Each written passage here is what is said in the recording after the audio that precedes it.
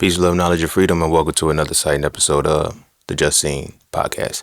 And today, as you've seen from the title, we're going to be talking about the law of relativity. For this particular law, we're going to be continuing on from the 12 laws of the universe. Like anything's really going to change from the last couple episodes we've been running, but the 12 laws of the universe, law of relativity, is going to pretty much piggyback off compensation. Now, when it comes to the law of relativity, I personally feel like it is between this law and the law of compensation where people learn to stop being biased. Well, they're supposed to learn to stop being biased. See, relativity, it strips, I ain't gonna say it strips reality, but it kind of dissociates you from reality. It dissociates you from the fantasy of life and brings you into the reality. One thing that you hear often is people say perception is reality. Right? Me personally, I don't feel like perception is reality, but you don't realize, and you don't really grow to realize that perception is reality. My bad, these headphones were stripping. You don't really grow to appreciate that perception isn't reality until you understand the law of relativity. Now, the law of relativity is pretty much going to be a quintessential piece in showing you how wired you are to stay in a bubble, how wired you are to stay in a state of belief, how wired you are to avoid understanding, how wired you are to play a victim or a victor, depending. But the law of relativity strips bias. You feel me? At all times, that law is at play. And at all times, bias is not at play. And this is one of the reasons why when this law is at play, it's hard to learn lessons that are attributed to it because the bias behind it is gone. You can't say, when you're compensated for a specific thing, you can't say I deserve more or I didn't deserve this or this, that, and the third, because the law of relativity is at play. You reap what you sow. And then that's when the relativity comes in and say, if it wasn't good or bad, it was compensation. So again, as always, all the laws go together, but the law of relativity and law of compensation are more so closely related, not just because they're in line with one another, but largely because the law of compensation, you'll determine if this was relative or not. One of the biggest things I speak on when it comes to relativity in association with relativity is the chakras, especially the throat chakra. The throat chakra is blocked by lies and it's blocked by truth, but a lot of motherfuckers don't get that. People think truth is the end all be all. No, truth and a lie is the same shit. It just depends on which bit of information you have to make it one or the other. You feel what I'm saying? Because this is where it says it goes into perception is reality. Perception isn't reality. Perception is I want to say something real clever with it. Perception isn't reality.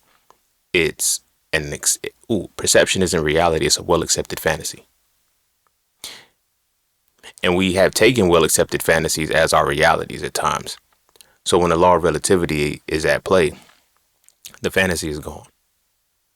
The fantasy is completely gone. And with the fantasy being gone, many don't realize that it's time that what they've been compensated for has been relative. Is where you have people say, one man's trash is another man's treasure. One man's trash is one man's trash. One man's treasure is one man's treasure. You feel what I'm saying? But when you associate it with the law of relativity, that's how it turns out, because what are you able to do with this particular law? This is also going back into the law of transmutable energy. This is why I say they're not just in sequential order. All of these laws work well together. You know what I'm saying? They work work very well together. And the law of transmutable energy and relativity are really if you want to improve the law of transmutable energy and how to use it, master the law of relativity. Because once you get the law of relativity down, the transmutable energy is easier, because now you're not saying, oh, I'm transmuting good energy, I'm transmuting bad energy. I'm transmuting this energy according to what I was compensated for, and I don't like the compensation. So I need to change how I'm going to be compensated. You feel what I'm saying? when we're in such a cultic society that has us thinking everything is good and evil. It's either or. This is when you get into relativity being benefit and detriment. That's it. But then there's even a higher point than that where it's like this is not beneficial or detrimental. It just is. Because with the law of relativity, I'm able to see it as an object. You feel me? Not in the sense of, not in a negative connotation of seeing something as an object to be used or anything like that. I'm saying I'm removing my attachment to it. And by removing my attachment to it, I no longer see it as good or evil. I no longer see it as right or wrong, good or bad. I see it as a particular thing that I dictate how it's going to be effective in my life. You feel what I'm saying? So it's in the law of relativity that not only are the throat chakra at play, but also the crown chakra and the brow chakra at play as well. Because you can't unlock your your crown chakra, which is the one everybody wants to be in, without mastering the law of relativity. People say they want to walk in the Christ consciousness and they want to be at the seventh chakra, have that shit open. You don't. Trust me, you don't. It makes you such you're well connected and disconnected at the same time. And it puts you in a space where you don't attach to anything. It puts you in a space where you know what to connect from, you know what to connect with, you know when and where. And you know you're better able to perceive the perspective of life as opposed to having the perception of life.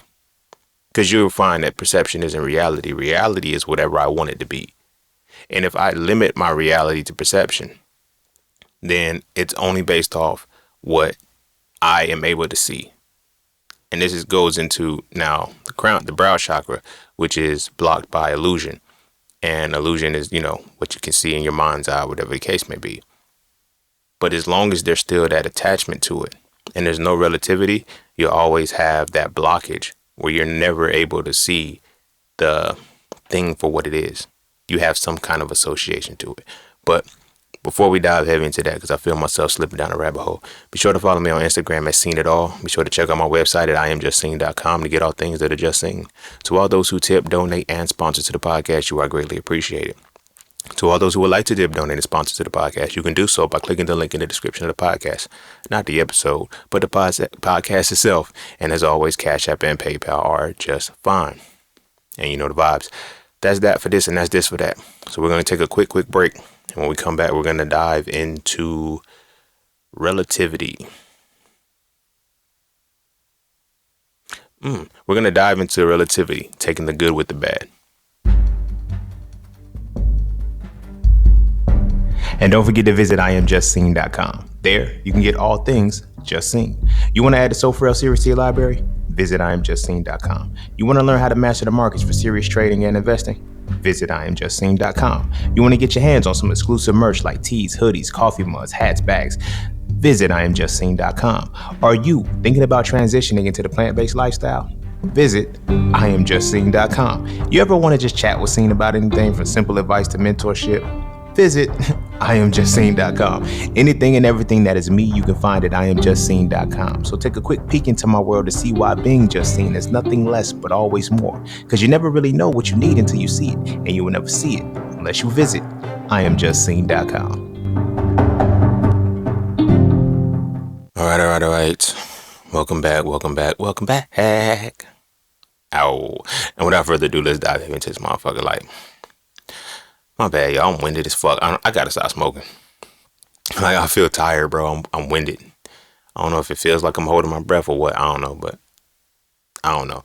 Anyway, so when we come back into the law of relativity, right, I want to set the tone for that as this law, again, this is where bias is removed. This is when you're able to see things as they are. This law is teaching you that it doesn't matter what attachment you put to some shit. It is what it is. You know what? I'm gonna rebrand that title. It's not gonna be It's gonna be law of relativity. It is what it is. As you already seen. Fuck it. Let's vibe. I'm in the process. I'm in the flow right now. But it is what it is. That's an underrated phrase, underrated connotation, underrated uh, expression that we say so cliche that we don't even acknowledge what it is that we're talking about. But it's mainly referring to the law of the universe. And this is law number 9. If we want to put the numbers onto the shit or whatever the case may be, like this is when you complete it on the earthly realm. This is why there's 12. I don't even remember which episode it was. It's damn sure in the earlier seasons, probably like season 4, 5 maybe, where I was talking about where was I just gonna go with that? What the fuck is up with my mind, bro? Ooh. But anyway, what was I talking about? It is what it is. I guess it wasn't meant for me to talk about that episode from way back then. But anyway, so the law of relativity, it is what it is. And okay, going from the 9. So when I was talking about the chakras, right, this is the 9th one. So you have 12 chakras, you don't have 7, right? You have 9, you have 7 within your body. You have 7 within your physical body. You have 5 within your causal body, or your ethereal body, your astral body, right?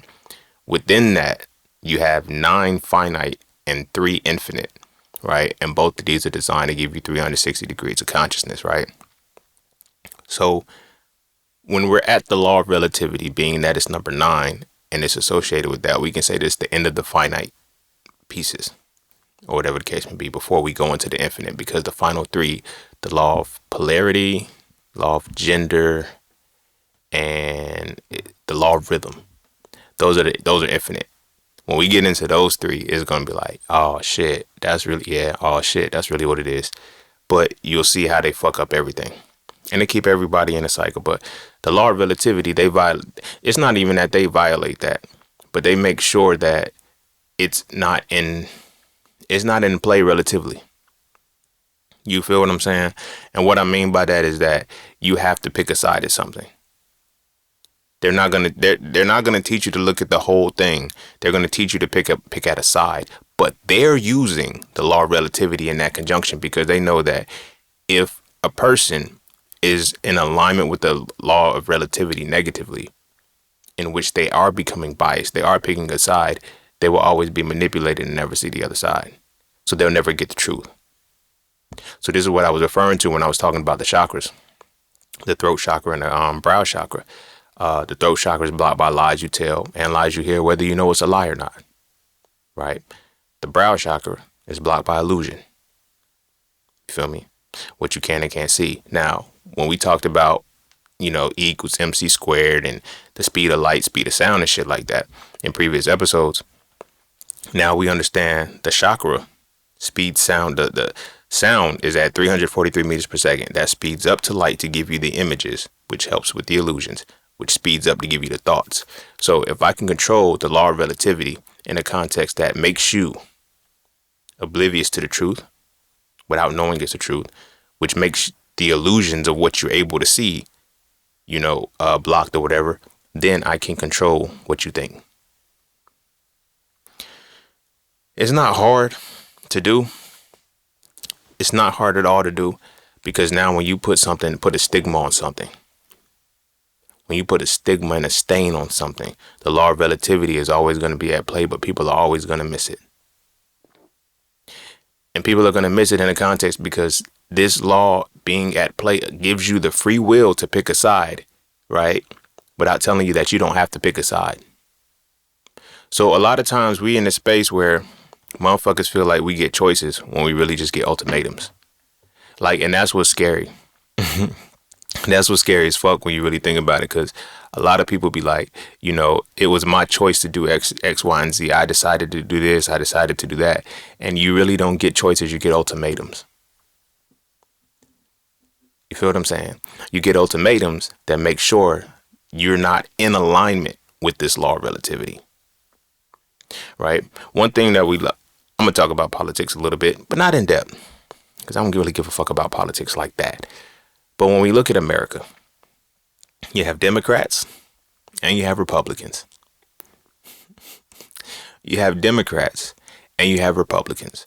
Republicans, they're more right wing. They tell you. They do not lie. My nigga, they do not lie. They just tell you the truth in a way in which you're only going to listen to half of it. Do you feel what I'm saying? I'm gonna finish this metaphor that I'm saying. I'm gonna get back to that. Right. So Republicans will be right wing, Democrats left wing. They all flap for the same bird. Like a bird, both of its wings have to flap simultaneously together. One wing can't be stronger or weaker than the other if it's gonna fly. So on paper, it looks like, oh, the Democrats, they fucking up. Oh, the Republicans, they fucking, no, they're working exactly how they're supposed to. You just don't know that a bird is supposed to flap. They're not telling you that these wings are attached to a bird. They're telling you which wing we'd want you to fuck with.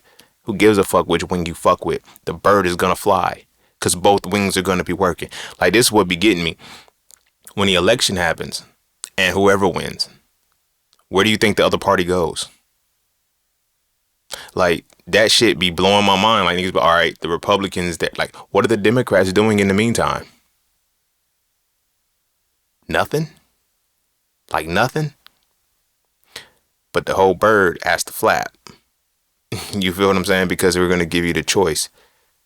But we're going to make you go against the law of relativity while giving you the option to have relativity. Now, granted, there's not I can pick one, I can pick the other. Like, no, nigga, it's going to work the way the bird was supposed to fly. It doesn't matter which wing is leading at this particular point. You feel what I'm saying? So I'm not going to lie to you. I'm not going to lie to you. I'm never going to lie to you. I'm going to give you the truth. But I'm only going to give you half of the truth and leave the other half for you to find. Now, because of the way the law of relativity works, it's like, if you're willing to find the other half, then you can find the truth.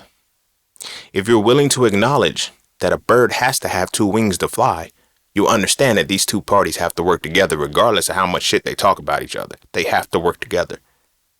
Regardless of what you see on paper, when you see for 4 years, they ran this, the bird has to fly.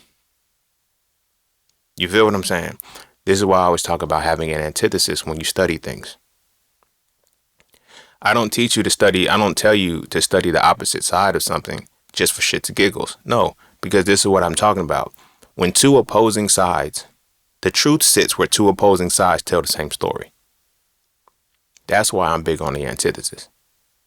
You feel me? Whether you have Democrats, whether you have Republicans, this is America, nigga. The fuck? Democrats are covert racism. Republicans are overt racism. You worried about the covert and the overt, you missed the racism.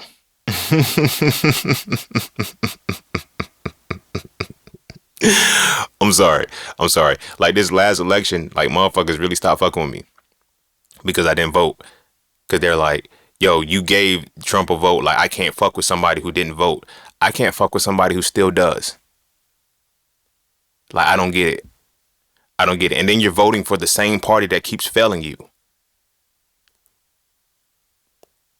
For the other party that will keep failing you.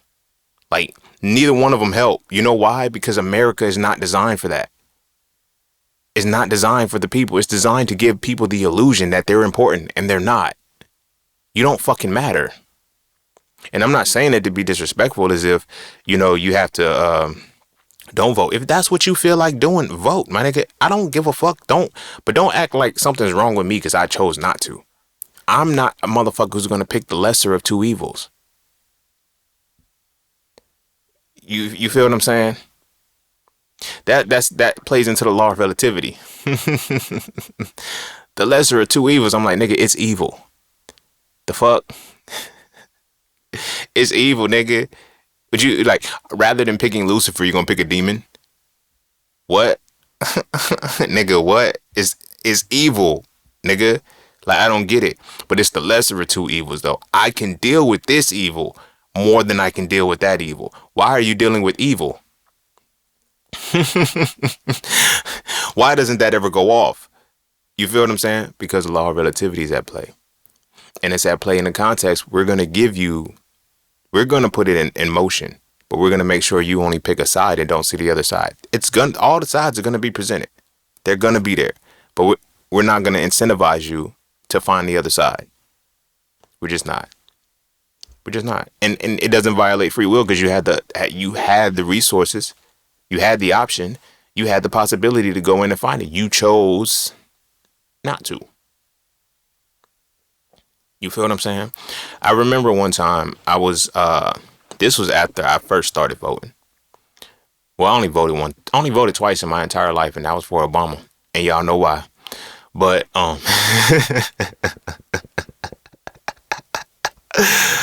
oh shit. Like before I even voted, I asked my mom what do we vote? Well, we vote Democrat. Why? Because they help black people. That's what I was told at 18 years old.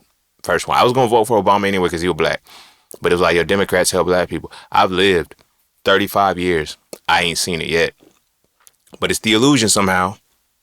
It's the illusion somehow because they come in, they pander well, they use their hot sauce, they dance, they whip, they nay, they play saxophones. I've been seeing it all.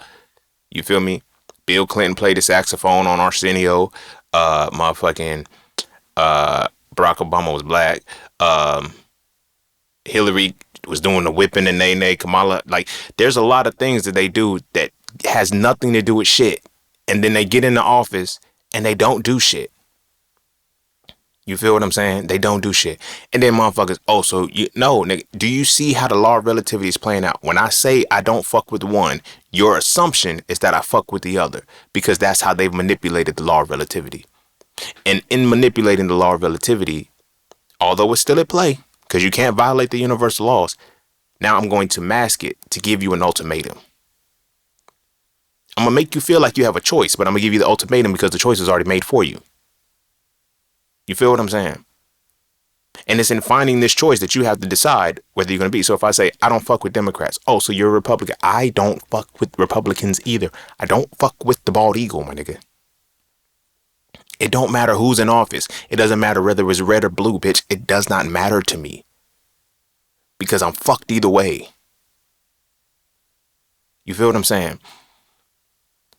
When Trump was about to get elected in 2016, I seen some people that I went to college with or whatever the case may be. And this is not a shot at them, but this is how they made you feel about college. Because you went to college, you're intelligent, and you're highly educated. You feel me? You're highly educated. That's nothing to flex at. Because if it, I'll leave it at that. But these are, college graduates and stuff. They made it, when we were young, they made us feel like it was something special. Only to find out now that you're older that a lot of motherfuckers don't read past the 6th grade. Does your degree really matter when you can't even comprehend beyond the 12-year-old? That means a 12-year-old could have did this work. Like on paper, like really sit and think about it. They give us all of these tests and all this other shit. But when you look at the communication levels of people and the reading comprehension levels of people that have advanced degrees, but they don't read beyond a specific grade level, like that means that little kid could have done that work. But it's relative. It's relative because it's not about how smart you are. It's about how stringent you are at being a certain thing. You feel me? Input and output type shit. But anyway, so when Trump was about to get elected, not everybody, but I seen a motherfucker say, so you just gonna leave your children's future in the hands of this man? No, nigga, this is why I do what I do. My kids are my responsibility, not the government's. The fuck kind of shit is that? But for you to say that, for that person to actually say that, it shows where their kids are and where they intend to put their kids. Some people don't give a fuck about their kids. They give a fuck about a check. And I'm not saying it from the context of, Section 8 or no shit like that. It's all a bag. Some people want the tax refund. Some people, whatever. But at the end of the day, it's like, I want my kids to be what the government wants them to be. But as black people, we know the government ain't never done shit for us. It ain't never been of benefit to us since we've been alive in this motherfucker. Since the government has been alive and we've been under this rule, it has never been beneficial for us in any way, shape, or form. But yet we're still in a space where we're trying to find a way to make these evils positives. You dig what I'm saying? Make these vices virtues. It'll never work until you understand the law of relativity. You feel me? But this is why they give us deities. I know it's like how you jump from politics to religion because I got to. This is the first way in which they control and they manipulate the law of relativity. Children don't have a concept of good and bad from the jump. They just don't. Children are very operable under the law of relativity. You ever had your breath ever stunk in front of a kid? They'll tell you, your breath stink, move. You ever been musty around a kid? You musty, move. But then it starts there. Start calling the kid disrespectful for telling the truth. Now, this is the thing. Truth is relative to the experiencer. If you stink, you stink. Now, whether you perceive yourself to stink or not, it doesn't matter. Whether you get offended by that shit, it doesn't take away from the fact that it is what it is. You feel me? It is what it is. I had a homegirl. She told me one time, she tried to blame it on the fact that I'm an Aries or whatever. No, nigga, I just don't give a fuck. And when I say I don't give a fuck, that means I give so much of a fuck. It's a paradox, but I give so much of a fuck that I'm willing to be honest. I don't give a fuck about not being honest about shit. So she was like, it's different in how we explain shit. I was like, what you mean? She said, if somebody breath stink, I'm gonna hand them a piece of gum. But you'll tell them they breath stink. Why not? Because it's rude. See? They put stigmas and they put words to dissociate you from relativity. You feel me? So everything comes down to a split duality of, is it good or is it evil? Is it right or is it wrong? Not is it. It is what it is. You feel what I'm saying? And that's when the law of relativity is at play. And the reason why I said that is because when me and her was talking about that, I was like, but if they breath stink, now I said, now let's say this. I give them the piece of gum to medicate the situation. You feel me? Say they got a bad tooth. That bad tooth, I get I get very methodical and hypothetical when I got to prove a point. You feel what I'm saying? But it's just the rabbit holes that I go down. So I said, let's say I tell them they breath stink, right? They need to do something about that, right? So now they go to the dentist or whatever the case may be, only to find out they got an abscess on their tooth. Now this abscess that's on their tooth has been giving them gingivitis. Now gingivitis is linked to heart disease. Now you go into the heart and they have had heart murmurs for the past 3 months. All because I told them they breath stink. But you gave them some gum. That didn't give them the abscess. That didn't tell them that the abscess was in their mouth. That didn't tell them that the abscess led to gingivitis, that the gingivitis was associated to heart disease. Didn't say none of that shit. Now, granted, is that always the case? No, I use extremes to prove my point so I can stand on my motherfucking business. You feel what I'm saying? But it's to show the power of relativity. You're only able to see as far as you're able to see. Because why perception is reality. But in addition to that, the words that you're able to use, the words in which you're able to communicate, because now you can paint the right picture. You feel what I'm saying? So back to what I was talking about, religion. I didn't just skip over it. Religion sets the tone from a baby that it's all about good and evil. They told you were born bad. They told you was born a fuck up. You were born a sinner. Now you get older. You don't even have to get older. As a kid, all you hear about sin is how bad it is, how fucked up it is, how wrong it is. You were born that way. So now your focus is to try to be as good as possible. You can't help it. You can't help it because you're going to be bad. You're just bad. You're a sinner. Until you give your life to God, until you give your life to Allah, until you get baptized, until you go through whatever ritual you got to go through to absolve yourself of the sin. But the root was already planted that you were already bad. The root was already planted that you were a sinner. The relativity has already been manipulated. Because you don't know the book. You don't know any of the origins, the history, none of that shit. But you're given it at such a young age that your mind already decides it's right or wrong, good or bad, up and down, high or low. Like kids don't have that at first until they start getting indoctrinated. Indoctrination starts the moment you can talk. I did a dramatic pause for that because I need y'all to really sit with that. Indoctrination begins the moment we can talk. And our parents are the first ones to indoctrinate us. It starts in the home, but they've already been indoctrinated so well that they just bring it home and think it's okay. Be everything that will allow you to function a certain way in society. That doesn't embarrass me. Now, people say shit like children know better. No, they don't. I heard that shit in my culture for so fucking long. It's sad. I be watching people. I be like, they be like, you know better. I've gotten whoopings. I've seen kids get whoopings and shit because it's like, you knew better than that. And on the inside, as a child who's experienced this, I can tell children say, no, I didn't. I did. I don't. A child does not understand why what they're doing is wrong because they got it from you. You didn't get that. Yes, I did. Yes, I did. Just because I don't do it at home doesn't mean I didn't get it at home. I know how to behave. I was good for the shit. I was good for the shit. I would see some shit at home that I know I'd get in trouble for at home. I would do it at school. Because I don't anticipate my friends snitching on me, little bitches. And then I get in trouble because they told it. And then I get in trouble for whatever. You feel me? But why doesn't that compute early on that this is what we're doing to our kids? Our kids don't have a conceptualization of good and bad. They get the conceptualization of good and bad from us. We get it from religion. But we program it within our children at such a young age that it's like, for example, I was baptized at 6 years old and I was quote unquote filled with the Holy Ghost at 7. I ain't had no control over that. It wasn't something that I wanted to do.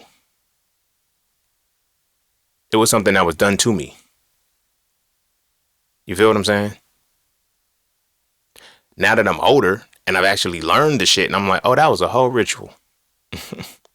That was a ritual, bro. That was some demonic shit because the baptismal water represented blood the whole time. Like, nigga.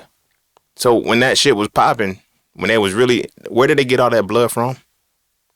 Where did they get all that blood to drain? That's a conversation that I'm not going to get too heavy into, but I want to talk about the law of relativity. And this is how it starts off. Because it's first enacted and first violated when you have to pick a side of anything, rather than just telling the truth. But nobody can tell the truth because they think the truth is positive. Truth is not positive. But the reason why truth is not positive because lies have been made positive. So therefore truth has been made negative. But a truth and a lie energetically are the same thing. It's all dependent on whether you have all the information or not. If I give you half the truth, I lied to you. But a good lie contains half the truth. You feel what I'm saying? When I give you pieces of the truth and I give you pieces of the lie, it's the truth. Until you find out which pieces are right or wrong, and then it becomes a lie. But it was a lie and the truth the whole time. You just didn't know. You feel what I'm saying? So you automatically get caught in this good and bad, right or wrong, good versus evil duality. This is programming. Even if we're not even, I use the religion to kick off the tone because we're in a culture. We're in a cult. Sure, that is religious based. So now when we're looking at it from this perspective, our children are sat in front of TVs all day long. Watching what? What we think is good. They don't watch anything bad, but they don't even know what bad is. They don't have a conceptualization of it either way yet.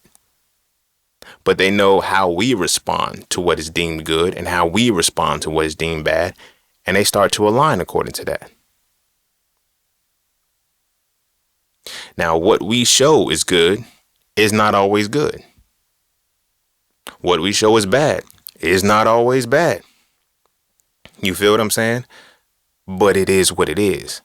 This is why I'm like, when you look at how the religion plays out, especially Christianity, and I'm using Christianity for this one just solely for this particular thing because a lot of people overlook this. There's two particular points that I'm gonna mention. First, one of the commandments is thou shalt not kill, because you'll be punished or whatever the case may be. In the Bible, though, I want to say, no, it's not Onan. Onan and his brother. Yeah, Onan's brother, or was it Onan and he wouldn't fuck his brother's wife? Either way, that was a whole different conversation. I was just trying to put names to characters. But there's a story in the Bible, right, where a man killed another man. like killed him. You feel me? I'm not talking about David or whatever the case may be, but he killed this nigga, right? And they asked him, why'd you kill him? He said, because he raped my sister. And they left him alone. They let the nigga alone. Like, there was no off with his head, take him, like, no, they left him alone. Why? Because it wasn't a killing anymore. It wasn't a murder. But now when I talk about the 42 tenets of Ma'at, right? Because 10 of these tenets from Ma'at became the 10 commandments. That's a conversation for its own. But one of the, in the 42 tenets of Ma'at, one of them is, I have not killed anybody unjustly. That one hit me a whole different way. Because they want to make it seem like anytime you do something wrong, it's wrong. That's not the case. Anytime you do something wrong, it is not wrong. Just like anytime you do something right, it's not right. You feel what I'm saying? Because it comes a level of morality versus legality. Time to shift a little bit. Legality versus morality. This Shannon Sharp shit, relative. You feel me? This, all of the shit that you seeing playing out is off relativity. Like, niggas be arguing relativity and don't even get it. Because everybody has to pick a side. This is what I deem is wrong. This is what I deem is right. Look at the Remy Ma and Papoose situation. What Remy did was fucked up. She cheated on this man. But everybody's making all kind of justifications as to why it's okay, why she did it. Why? Because she's a woman. That's really what it boils down to. Women are sticking the code so well that they're like, you feel me? He must have done something for her to cheat. He must, like, as a motherfucker who got cheated on, sometimes you don't have to do shit. The motherfucker's just gonna cheat. You feel what I'm saying? When I got cheated on, all of the, like, it wasn't a, yo, what, he must have did something. It was, damn, I'm gonna pray for y'all. No, don't give her no sympathy. She was fucking wrong. You feel what I'm saying? She was fucking wrong. But we see that play out. Because women are submissive damsels in distress. The propaganda and all the shit is there to use. And it's like, a man is so wrong. They've already created the stigma already. Men are so wrong that whenever he's wrong, he had to do something or he deserved it. Wow. Wow. But that's the law of relativity. That's the law of relativity. And I use that because I'm showing how what she did was so fucked up. There is no, you know what I'm saying? Like, yo, you cheated on this man. Had this man around, had the man you were cheating with around your man. You know what I'm saying? As if everything was cool and you was like, that was crazy. That was crazy, bro. Now, as they say, if the roles were switched, would it have been the same thing? Like, no, they would have dogged him. They would have dogged him. Oh, niggas, this is why niggas ain't shit. This is why. Why is it okay? Because it's relative. It's relative to the experiencer. One man's truth is another man's lie. One woman's lie is another woman's truth. It doesn't, like, when you learn to see it is what it is, you realize that people make decisions and they're compensated accordingly.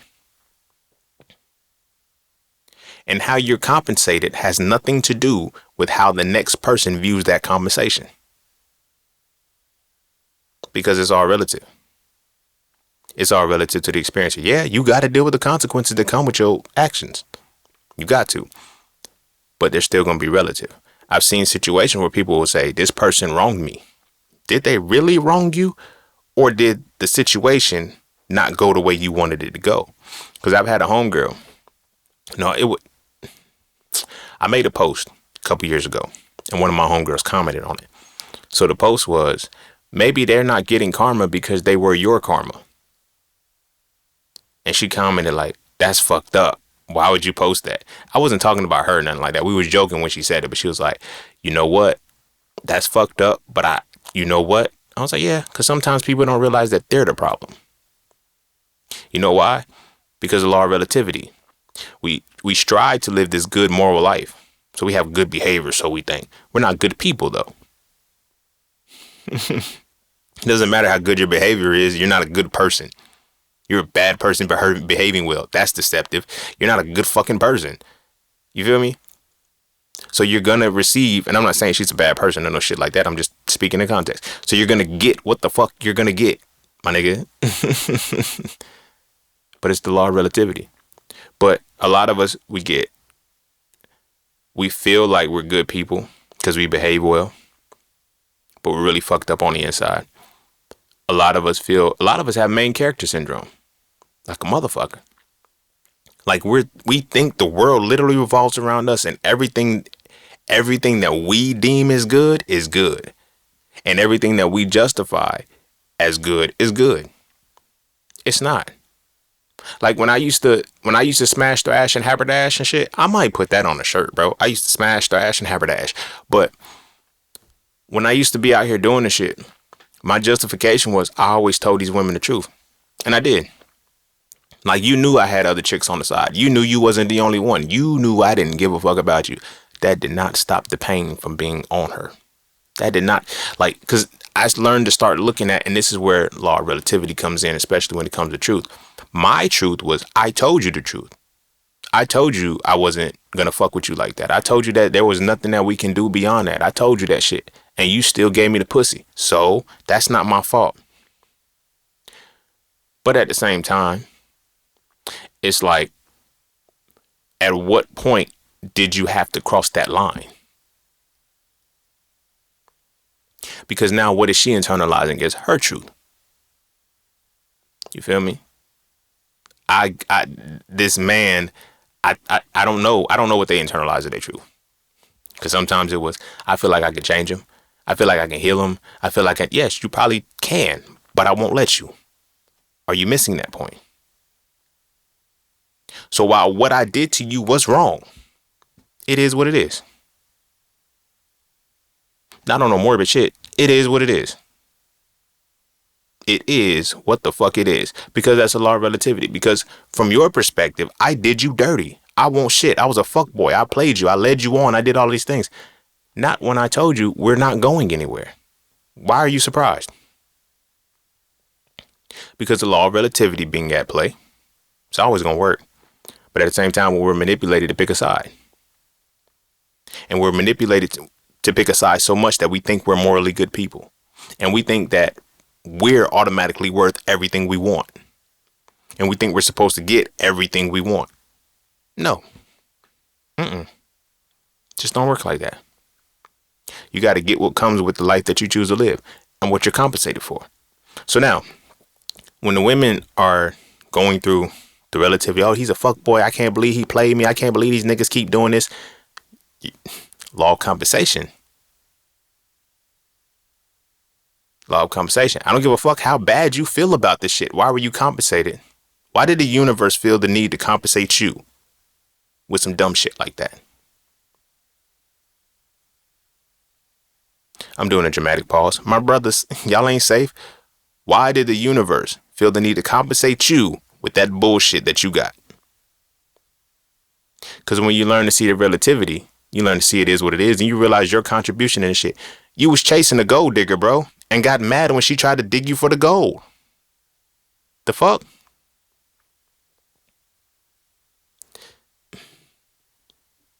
If you watch Power,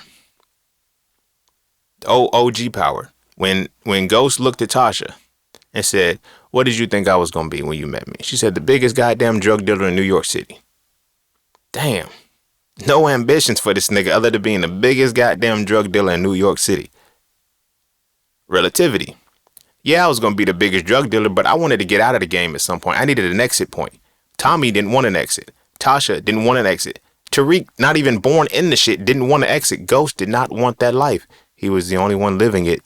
He was the only one living it to the level that they aspired to be.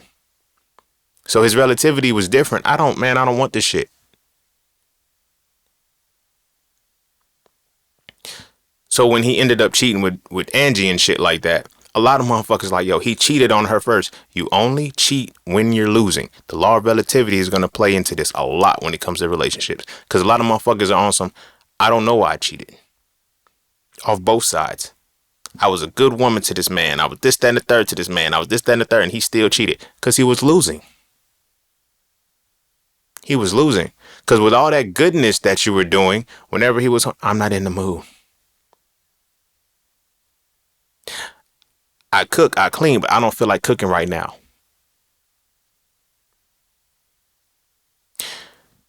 Sometimes it's little shit.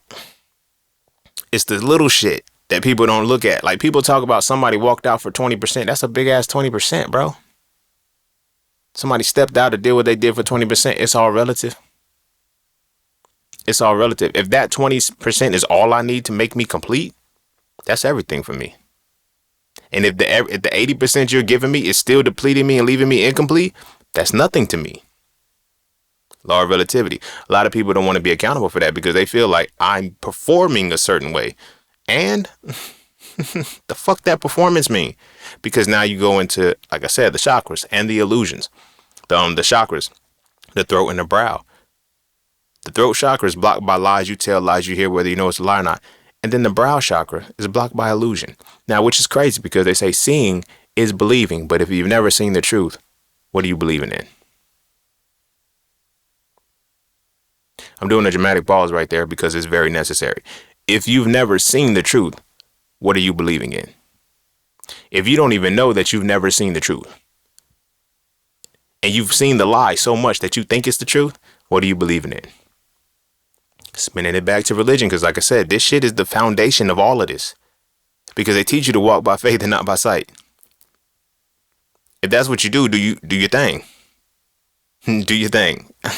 I ain't mad at you. I ain't mad at you.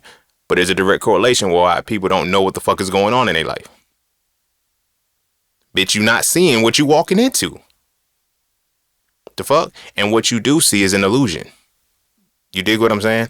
Case in point. The letter J did not exist until 1550. 0 AD.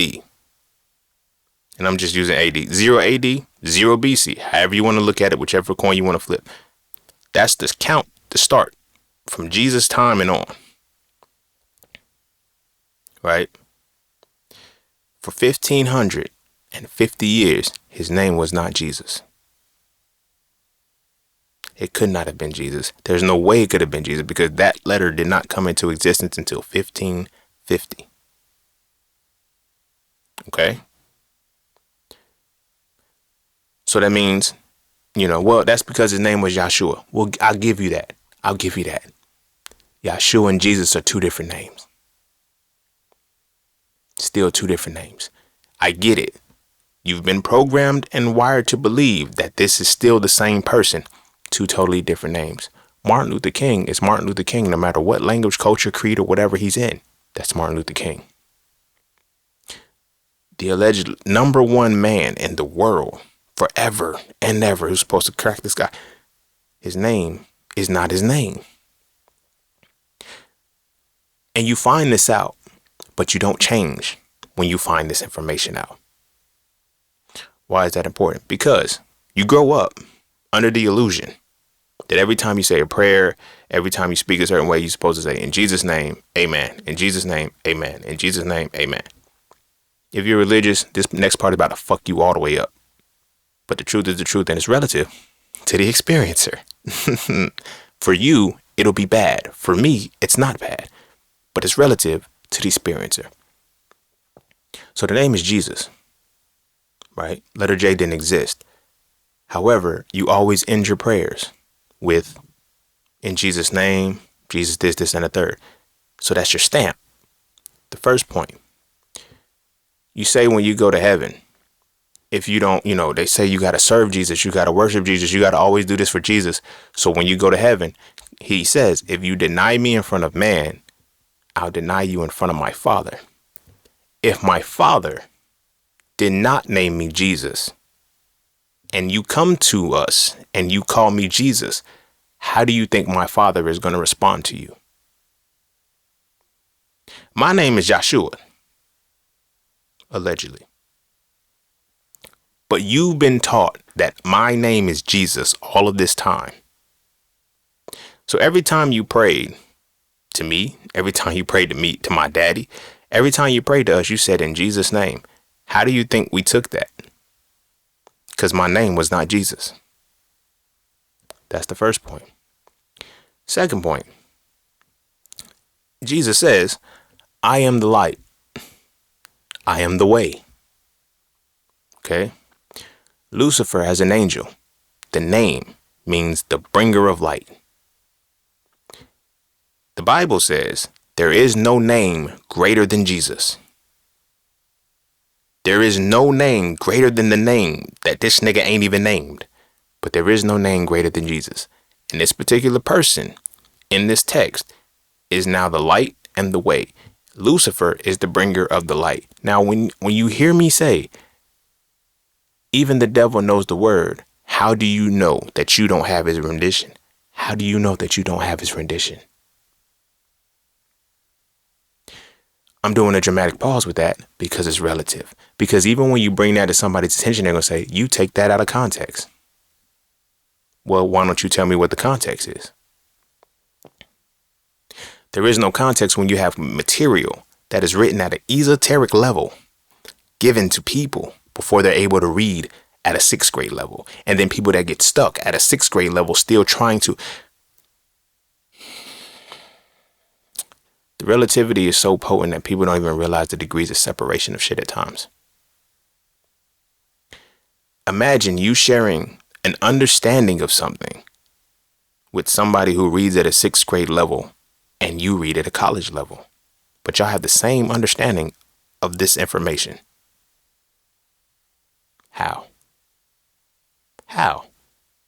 Because again, it's relative to the experiencer. This is why every time somebody says, ooh, every time I read it, I get something new out of it. It's supposed to be that way because it's relative. Now, when you come to somebody, when we look at relativity and we come to somebody, the next piece of relativity in the illusory shit of all of this is hierarchy and authority. The law of relativity is easily manipulated through authority because it's no longer relative anymore. Now, you don't have to listen to this person. You don't have to take what this person says, but the fact that we create our entire world, both what we hear and what we see, of what somebody else tells us that didn't know shit about shit, our entire world is created. So many parents, it's not until you get older that a lot of people have had these conversations with their parents where they said, I did the best that I could. I did the best that I could. So you want sympathy for that. However, you said, in doing the best that you could, you knew best. When I tell people that parenting does come with the manual and it's the child, they look at me like I'm crazy. Because I'm like, your child tells you how they need to be raised. Even in the Bible, it says, train a child up in the way that they should go. Here's another piece of that illusion. Because people think it's the way that I couldn't go. No, it's the way that they should go. That means if you know that your child is an artist, you're supposed to guide them into art. If you know that they're a musician, you should guide them into music. If you know that they're comedic, whatever, you guide them into that because that's the way in which they should go. But what we do, get realistic and go do what I didn't do. Get realistic and do what I failed at. Like, how does that make sense? Go do what I struggled to do, what I quit at, what I couldn't compete. You should be able to do it because I couldn't. We put more on our children than we actually put on ourselves. So this is what I'm saying when it comes to relativity. When you say in one breath, you literally can't say this in the same breath that I did the best that I could, but I also knew best.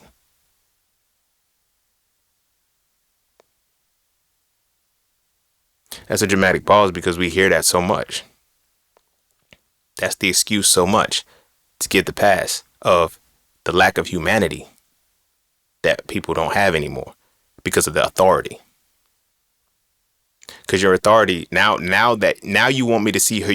We want people to see our humanity when we're fucked up. When we're doing bad, we want people to see our humanity. But when we're doing good, we want people to see our authority. And we separate the two because these are two relative experiences. And it has nothing to do with your authority. It has everything to do with your autonomy when you do what you do.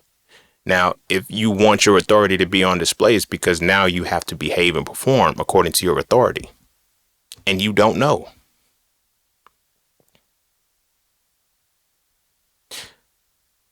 Motherfuckers don't know so much, yet they portray as if they do. People hate to look stupid, but love to be ignorant. Relative shit. Even that's relative. You to call a motherfucker ignorant, they'll think you calling them stupid. I'm calling you ignorant. I'd rather call you ignorant than call you stupid. Calling you stupid is worse because you really know better. Spinning it back to the kids. How does your child ever know better if they're ignorant to some shit that you're showing them? Your only reasoning for them not being able to do it is authority and hierarchy. Because you're a child. That got to do anything. Apparently you're a child too if you're still doing the shit. If we have the same fucking behaviors.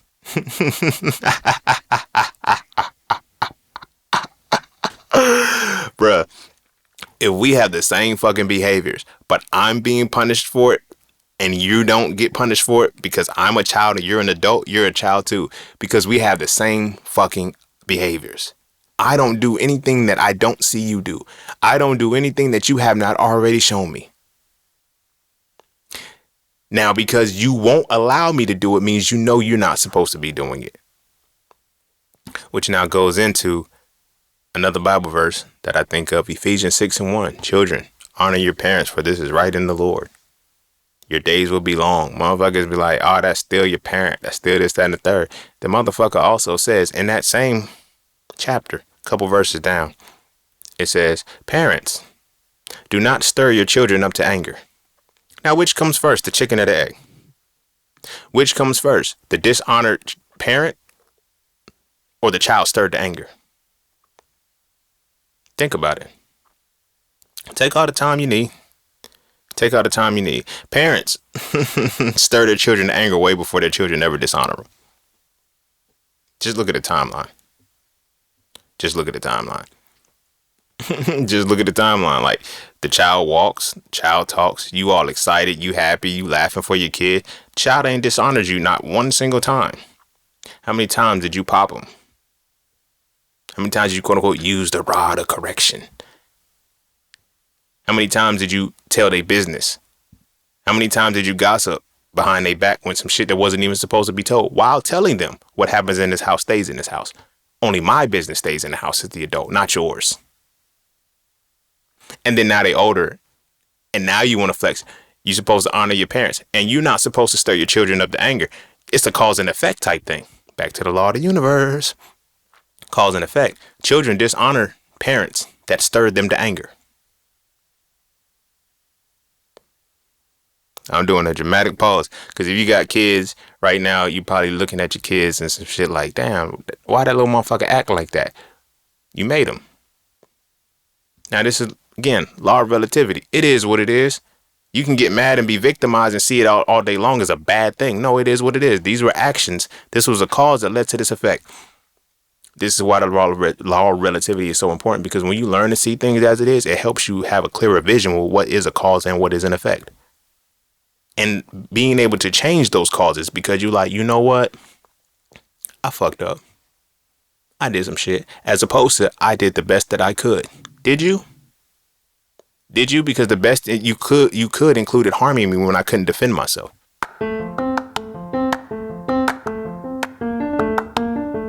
All you keep hearing is get into the markets. But do you trade or do you invest? Should you do stocks, forex, crypto, or NFTs? My personal answer is not a single one if you don't know how to read a chart.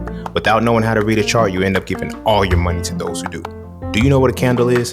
Do you know the pocket of activity? Do you know the difference between market direction and market control? If you answer no at least once, you might want to learn how to read a chart first. Learning how to read a chart will let you know if you should trade or invest and if you should do stocks, forex, crypto, and or NFTs. It will also let you know if this is even for you or not. So visit IamJustSeen.com to learn how to read charts with my Mastering the Market course, ebooks, and webinars today. The world is changing. The question is, will you adapt with it? We say this shit all the time.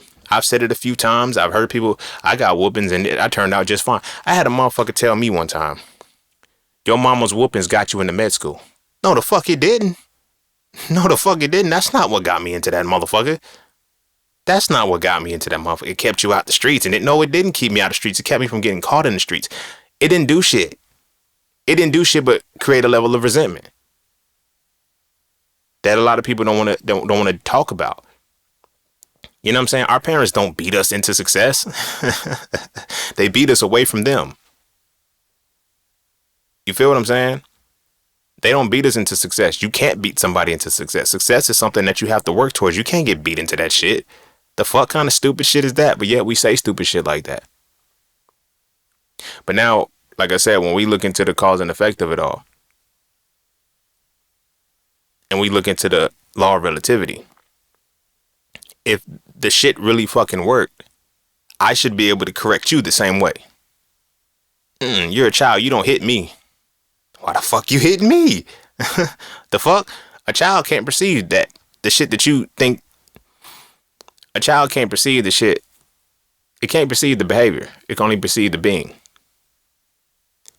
So if I can't hit you, I can't, like, it's kids that are 2 and 3 years old that emulate whooping somebody. How did you get, like, what did you see when you got whooped? That so much so that you know that this is associated with this particular behavior, but you also know that it's designed solely for children and those younger than you and smaller than you, and it's not for adults. You're trained. You're trained. You're trained to be an abusive bully. And be quote unquote respected for being this abusive bully.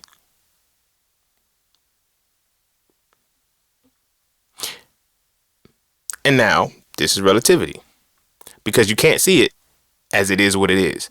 You have to see it from the perspective of it's good and bad. They didn't listen, so this is what I did. When I see people on social media, it breaks my heart when I see this shit. When they record videos of their kids and they whooping them, they embarrassing them and all of this shit. And they like, since you want to embarrass me, I'm going to embarrass you. But again, chicken and egg, you got embarrassed because now I dishonor you. And I dishonor you because you stirred me to anger. You stirred me to anger first. The parent, there's no dishonor without anger first. The child will never dishonor the parent until the parent has already stirred the child to anger. Now I get it. Well, if it's relativity, they should be able to understand that it is what it is. Why the fuck can an adult? Why the fuck do we put? Why do we put a higher regard on our children than we do ourselves? That's weird to me. Our children are responsible for regulating and tiptoeing around our emotions.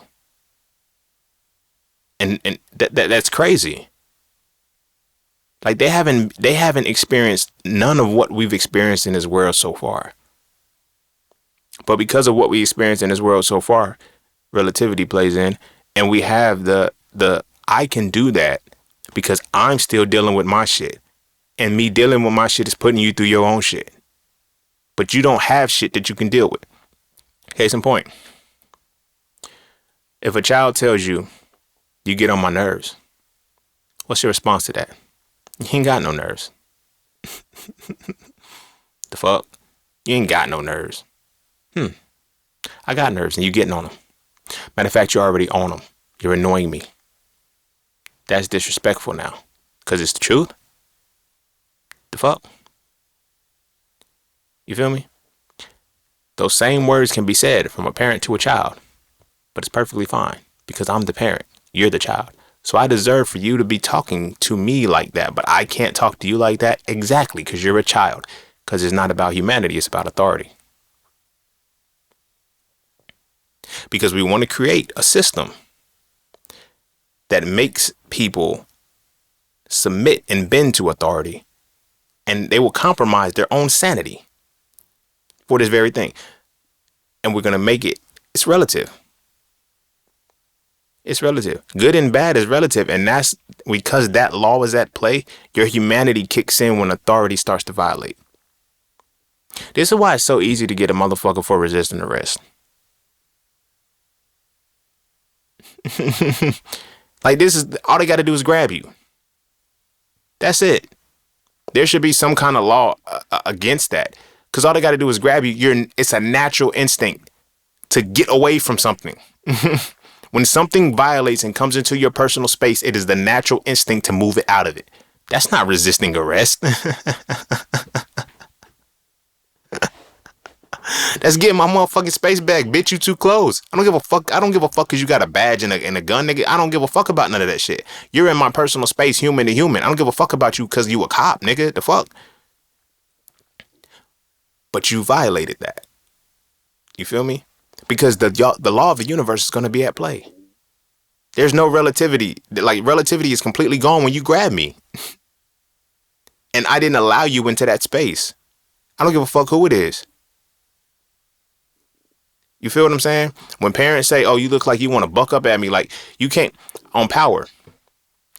Again, on Power. Tasha, man, I don't want to make it seem like I'm shitting on Tasha, but these are just the examples that show up. The time when she slapped Tariq, or she tried to slap him, he grabbed her hand. And she looked all shocked. And Ghost was like, and he went to Ghost, and she told Ghost, yeah, he tried to put his hands on me, whatever. No, you tried to hit him and he defended himself. The fuck kind of shit is that? And then he got in trouble for he didn't hit her back, but he didn't let her hit him. You feel me? In the culture, how many of us have probably got a whooping, try to grab the belt, and then you got whooped harder because of that? That's some fucked up shit. Or let's take it another level. Back to the parents. Don't stir your children up to anger. How many times has a child, this hasn't happened to me, I'm glad it didn't. I would have fucked up everybody in the long run. I promise you. But how many times have children gotten a whooping multiple times for the same thing? Or how many times have they gotten a whooping and every time you seen them again, you whooped them again?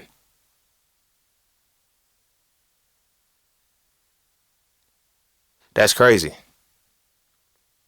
That's crazy. Because if the roles are switched, if let's say your child, let's say you telling your child business, and when y'all get home, your child whoop your motherfucking ass for telling their business, the same way you would have whooped their motherfucking ass for telling yours. How would that have played out? It wouldn't. It wouldn't. But nobody can see the humanity in the shit. Everybody's justification is in alignment with how relativity is played out in the illusory side of it. You feel what I'm saying? In the illusory side of the shit, it's, but I'm an adult, that's a child. Seriously? That's your justification for one human violating another human. Because of authority, you give up your autonomy. Because you get a choice. You can still be the authoritative human. You can even be a human as well. But we're going to make you pick a side. Not only do we make you pick sides, we make you pick hierarchies. Are you the good person or the bad person? Are you high or you low? Or what are you going to be? And then you have to choose to be that. Which is mindfuckish to me because now I did all of this to talk about the relativity because now you done all of that to your baby, spare the rod, spoil the child. You can do all of this shit. This is your child. This is a little extension of you. Damn near 50-50. Half mama, half daddy, however you want to play it around. But these are extensions of you. This is you. This is your creation. This is you. Yet a very enemy is somebody you have to turn your cheek to. Again, relativity is there. Because what are you going to define as your enemy? And what are you going to view as a child? What are you going to view as gets respect? What are you going to do as gets the extended hand of love? This shit been programmed for a long motherfucking time, bro. Frederick Douglass got a quote that says, it's easier to It's easier to build strong children than it is to fix broken men. Therefore, it's far easier to build broken children than it is to break a man. Sit with that. Sit with that. So now when we look at how the indoctrination plays out, all of these, like, I have a quote where I say, I forgot when I said it, this podcast episode or some shit. A broken parent leads to a cracked child. All the world got to do is tap the glass. And the world's going to tap the glass. You feel what I'm saying? So when we look at how this law of relativity is playing out, I know I keep jumping all over the place because these stories just keep coming out in association with them. But now I'm going to get to the main theme of how it is and tied to the chakras. This is what I was mentioning when I was saying with the law of relativity, you're going to be associated with the the brow chakra and the third eye chakra. The throat chakra. Lies you hear and lies you tell, whether you know it's a lie or not. This is the thing about lies and truths. They have absolutely nothing to do with good or bad. Nothing to do with good or evil. They have been put in context with certain words, but they have been given and it is what it is. What needs to be said in this moment? Because I'm either going to lie to you or I'm going to tell you the truth. But how do you know which is which? You don't. How do I know which is which? I don't. Case in point. And this ties into how religion plays out. You have motherfuckers that tell stories about what happened in a religion as if they were there. Can't separate the difference between fantasy and reality. Now, religion is layered, mythology, ritual, and allegory. So a lot of the shit is allegorical. This is why they can't never tell you the truth. Like a motherfucker be like, because that's something in the spiritual realm. This is in the physical realm. Nigga, how do you know which is which and when is when? Because you just got to know the word for yourself. Bitch, you don't know the word for yourself. And I know you don't know the word for yourself because you're confused by saying stupid shit like, oh, that was in the spiritual realm. And then you contradict yourself. You don't know when it's in the spiritual realm. You don't know when it's in the physical realm. But yet, you speak as if you do. You speak as if you was there when the shit was written. The story of David and Goliath. A lot of us have never read it. A lot of us have never read it, but we know it. And we only know what was told to us. And even that is like, nigga, nobody was there. Nobody was there. One of my favorite points, and this right here is likely gonna fuck a lot of the religious people up. If the previous one about Jesus didn't fuck you up, you're good here. Because it doesn't go as far as the letters and what was real and what was not. And, you know, the fact that you've been calling on the wrong name and shit for all of this time. And if you deny me in front of my father, I'm going to deny you in front of, if you deny me in front of man, I'm going to deny you in front of my father. What better way to deny a motherfucker than to call him the wrong name? But in this particular context, when you understand that Matthew, Mark, Luke, and John, they wrote 4 pieces of the New Testament that all told Jesus' story. Right? They told it in different parts. You got one perspective from Mark, one perspective from Matthew, Mark, and you got different perspective of all of them. Some of the stories overlap. Some of the stories are different. Because it's like, okay, Mark experienced a little bit different from Luke. Luke experienced a different story from Matthew. John experienced something from Luke. But the point of that is, how are 4 people telling a story and they never met each other? 4 people telling the same accounts, but they never met each other. Even deeper than that.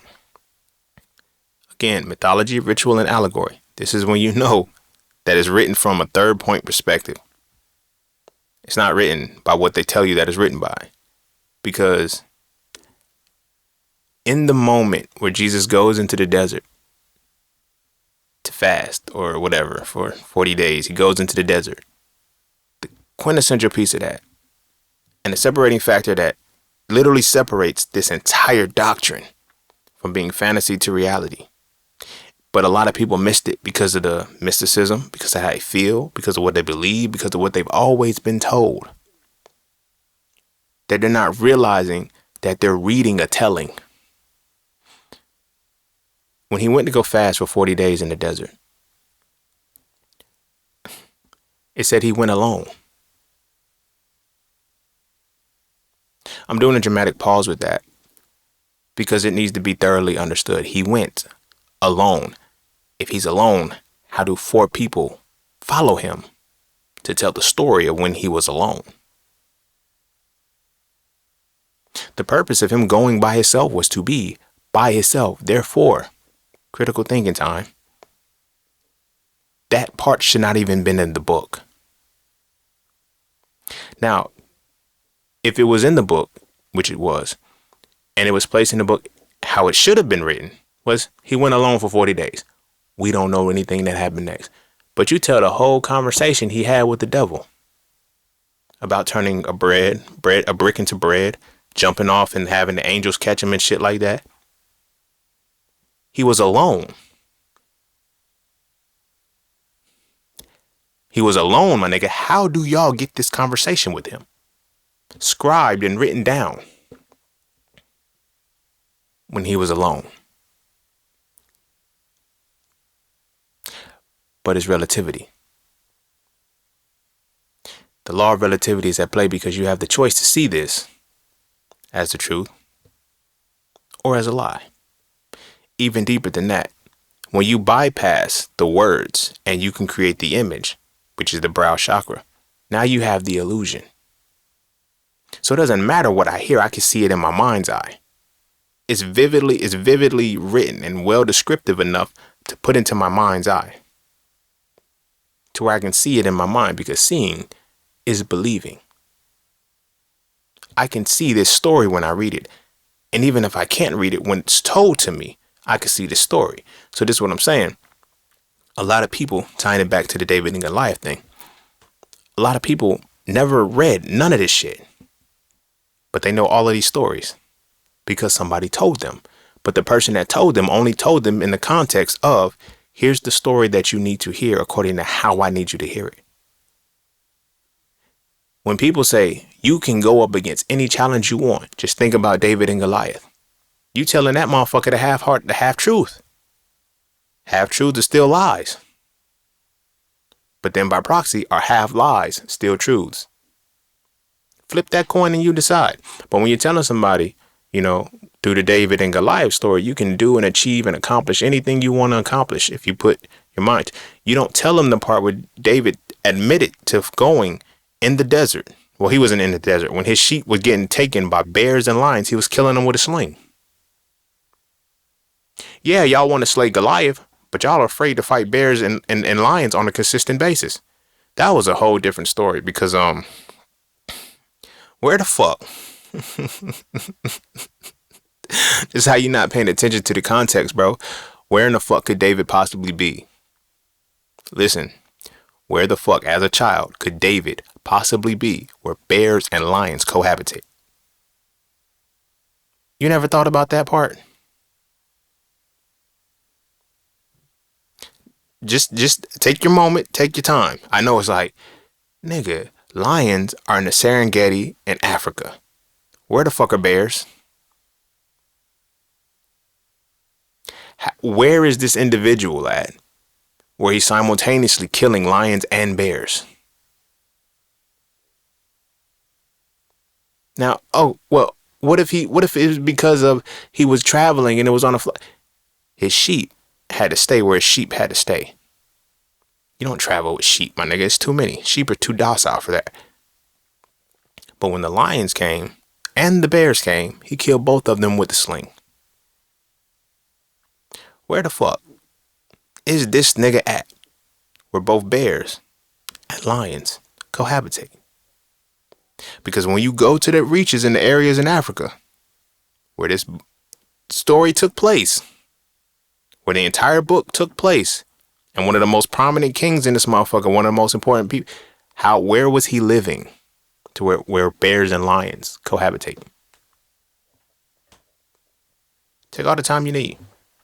This is a part of the illusion. This is a part of the law of relativity, though. Because you see, while you're hearing me ask these questions, your mind is probably going to, I'm bad. I'm a demonic person. I'm a heretic. I'm not. I'm just a critical thinker. I actually read the shit. And these questions came to me. But what happens when you ask these questions? You don't question God. I'm not questioning God. I'm questioning the details of this motherfucking book. Where the fuck could David had lived where bears and lions cohabitate? Because then that puts into perspective, if Goliath was a Philistine, you gotta, where's that area? Ain't no bears. I could be wrong. I could be reaching. There may be some place that I haven't explored and even understood yet. But I ain't come across nowhere where bears and lions cohabitate together. Just haven't. Just haven't. Bears eat salmon. Lions eat zebras and gazelle. These niggas do not live nowhere near each other. Where the fuck was he at to where these two motherfuckers live together? And he's protecting the sheep from bears and lions. But I digress. Because it lets you know who wrote this motherfucker. Because the very people that you're saying wrote it, their habitat doesn't involve that. Like their lifestyle, their living experience does not involve that. You feel what I'm saying? That's not the first instance in which a motherfucker got ate up by a bear. The other one was when Elijah or Elisha, one of them, whichever one had the bald head, and he was getting picked on, and God sent the motherfucker bear to kill the kids because they was laughing at dude. Ha, you got a bald head. All right, little motherfuckers, I'm gonna send a bear on y'all. Kids, my nigga. But where the fuck was they at where they had bears? We know this shit took place mostly in Northern Africa. It's obvious. You feel me? Mostly in Northern Africa. Ain't no bears over there. Who's writing the story where they have bears in their stories? Where they have bears in their environment? But again, it's little details. It's little details that you have to choose to pay attention to or not. But when you constantly hear it and you don't read it, you create the illusion of whatever the story is going to be. So now when you tell a motherfucker you could be whatever you want to be, but you don't give them the story, that the second half of that David was actually killing lions and bears with a sling to protect the sheep. Somebody's going to go into a situation blindly thinking, I got faith. God's going to get me through this. The faith that David had was not in God. It was in his sling that he had already put the practice in. He told you that. Go back and reread it. Just go back and reread it. Because when they told him, you're afraid, he said, nah, I'm not afraid. I've been killing bears and lions with this sling. I got faith. Now, when you understand the levels of the mind, faith, belief, knowledge, wisdom, and understanding, either faith or fear is going to trigger your belief. Now, I have faith that I'm going to beat this motherfucker. You know why? Because this sling is so potent and I'm going to hit this nigga right in his forehead. I don't know, the slingshots weren't like the little Bart Simpson shits. These niggas, you had to finesse this shit. You had to know how to use it. It'll send a rock over 100 miles per hour. A rock going, you ever seen a chip windshield? You know how that rock, that baby pebble, a rock bigger than that. Imagine what's going to do if it goes through that windshield. Now imagine what it's going to do if it's go through your fucking forehead. It's going to crack your whole skull. Nigga, that was supposed to happen. There was nothing to be afraid of. You feel what I'm saying? But a lot of people don't understand that story. Now, it creates and it leads to relativity because it ties to the illusion. My focus is not to teach you and understand that this information is real, right, righteous, or anything. It's to make you believe it. But I have to give you the illusion in such a way that you think you understand it when you don't. So now it goes to the throat and it grows to the brow. Both of these chakras are blocked, all in conjunction with this law of relativity. It's not until you can get beyond seeing illusion. And this is how you get beyond seeing illusion. When you get past the throat chakra and understanding lies, you hear lies, you tell. And the only reason why, because I know niggas going, why you don't talk about the Quran? You always talk about the motherfucking Bible. I'm going to say it like I always say it. The Bible is the big brother of the Abrahamic religions. Quran is the little brother. If the big brother doesn't exist, if the big brother is not real, the little brother ain't either. Do you feel what I'm saying? It goes, of the Abrahamic religions, it goes Christianity, than Islam. Reason why is because Ishmael is Isaac's little brother. Do you copy that? The two books, they diverge at those 2 points between the brothers Isaac and Ishmael. That's it. Isaac's divergence is Christianity. Ishmael's divergence is Islam. Because I grew up in the church, I grew up Christian, I studied the Bible. I know a little bit about the Quran. Not as much as I know about the Bible, but I know a little bit about the Quran. But whenever I'm talking about one, I'm talking about the other. Because they brothers. This is why in Galatians 4 and 22, or 4 and 24, it says, it tells you the story of Abraham is an allegory. What? Nigga, what? You said that in the book? It's an allegory between the covenant. It's an allegory of the covenant between two mountains. It's where you get Mount Sinai from and shit like that. But it was just two wives. You feel what I'm saying? Like, it's little shit like that. It's like, y'all niggas gotta read the shit. But it doesn't matter whether or not you can read it if you don't understand what a truth and a lie is. That's where the throat chakra's blocked. Because now when you go off, whether you know it's a lie or not, you go off regurgitating it. If you go off saying there's no name greater than Jesus, and his name was not Jesus, you're lying. You're lying. Flat out. When you end your prayers with amen or amen, and you know that that is actually a comedic God, you cannot say you only believe in God. You end your prayers by calling on another God. I get it. I get it. I get it. They taught you that amen meant it is so, or whatever the case may be. That's not what it is. Amen came from Amun. It came from Amen. It came from Amen Ra. It came from Kemet, Egypt. The very niggas they beefing with in this entire book. Which is another interesting point. More to the lies.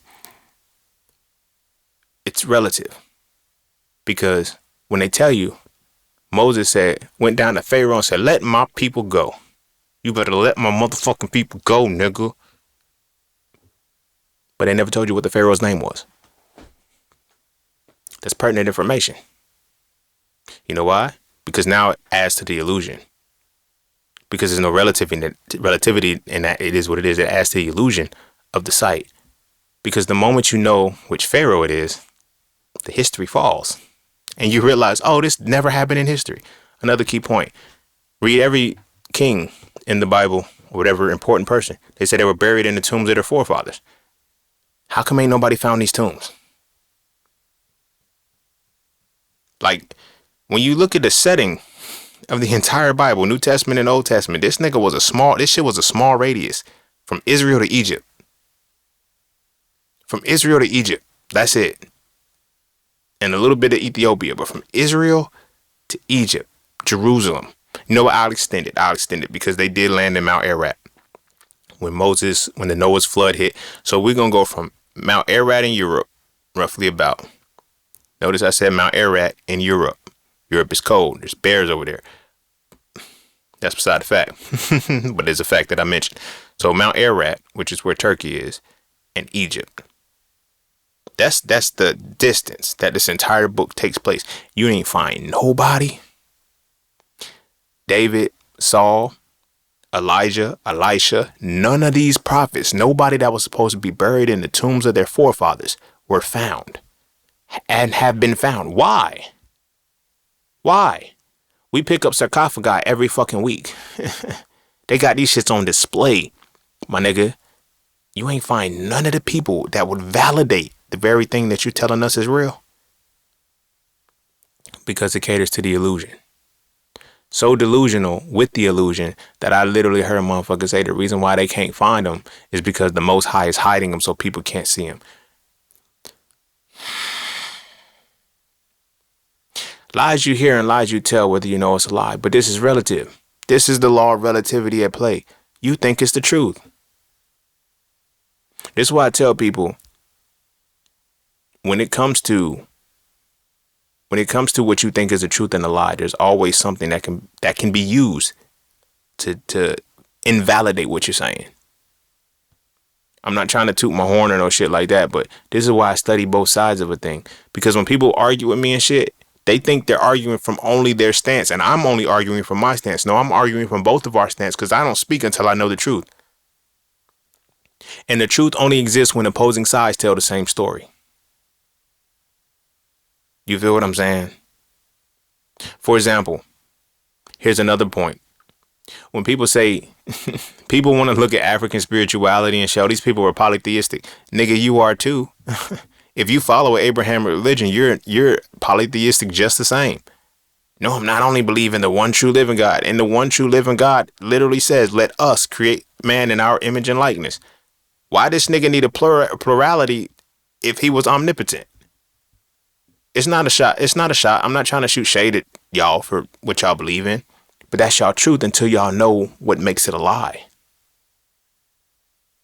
If nothing can make it a lie, then it becomes a law.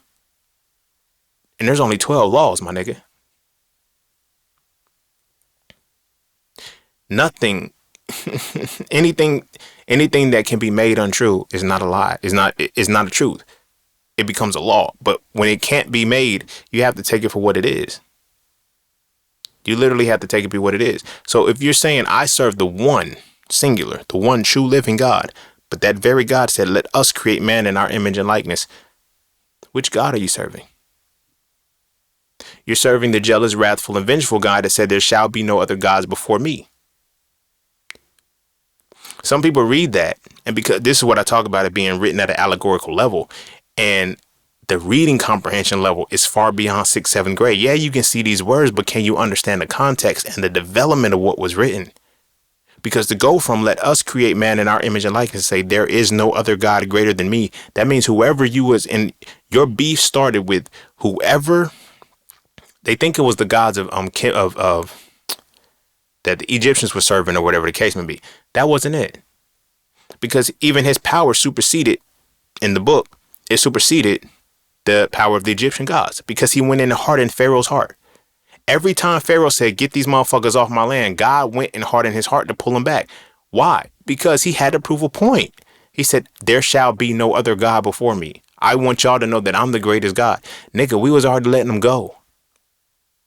Why did you harden Pharaoh's heart to go recapture them? He was already letting them go. Again, it sounds good when you don't know the full story. You feel me? And there's one small detail that can always alter the entire reality of how you perceive it. So now when they're saying that, as he's speaking on and saying, "There's no God greater than me," he's not talking to the false, quote unquote, false idols that everybody else is serving. He's having beef with the motherfuckers that he worked with to create man. When he said, "Let us create man in our image and likeness." But the illusion is there. Because whatever you perceive is a lie or the truth is going to have a little bit in it. And now your illusion is created out basically what you understand from that. When you pick a side to say, "I accept this or I reject this. I understand it or I don't. I'm going to believe it." I believe it. How? They say seeing is believing, and we believe what we don't see. Haven't seen and can't validate. You know how much power it takes to convince a motherfucker that hell is a real place that you will go to and nobody's ever been, but they can tell you all the details about it. Because it's easier to break a child than it is to break an adult in this. That's why you indoctrinate so young. Because children have the fantasy to make hell a reality. Adults don't. Not a real adult anyway. Because a child will ask the questions. This don't make no sense. You don't question that.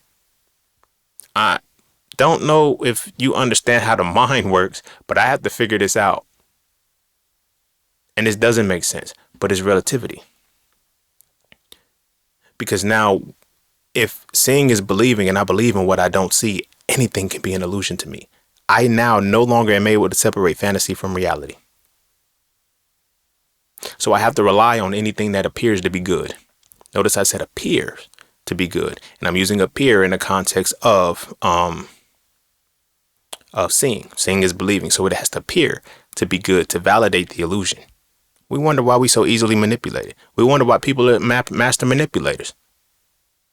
Because the law of relativity.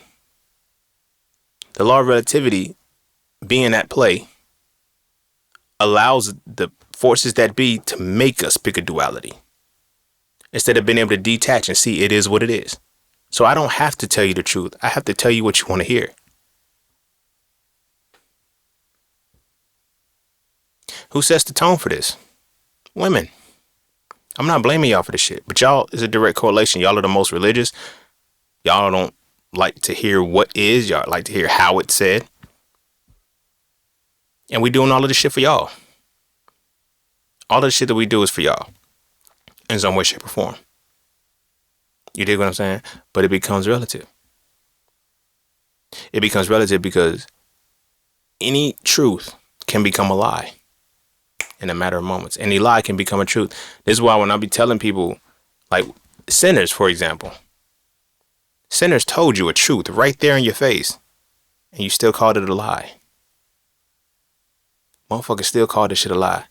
Sammy and Remick both said the Lord's Prayer, and Sammy didn't get saved. That's when you get into justifications. Justifications to validate the lies that you have within you, or your truths. It is what it is. Justifications are used to make sure it isn't what it is. You feel what I'm saying? Catering to the illusion. The law of relativity, when that shit's at play, bro, it is what it is. Simple. When you can't see it is what it is, and the only way you can see what it is, that it is what it is, when you learn how to see both sides. Anybody who said that that sinners was demonic, chances are they're demonic people. Think about it, like you serve and follow a religion that doesn't teach you how to be a good person, to teach you how to stay out of hell. So all you know how to do is maneuver through darkness. The fuck? But you don't realize that until you realize what hold it has on you. That's why the devil always busy. That's why you're always being tempted. That's why you're always going through the valley of the shadow of death. Because you're not taught how to get into heaven. You're taught how to stay out of hell.